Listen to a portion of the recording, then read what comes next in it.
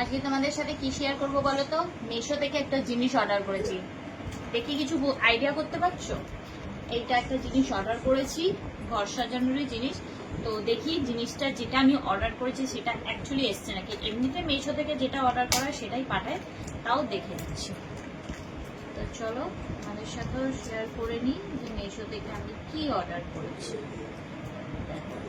এটা পুরোটা লাগাতে যাবে না, এরকম ভাবে বার করছি।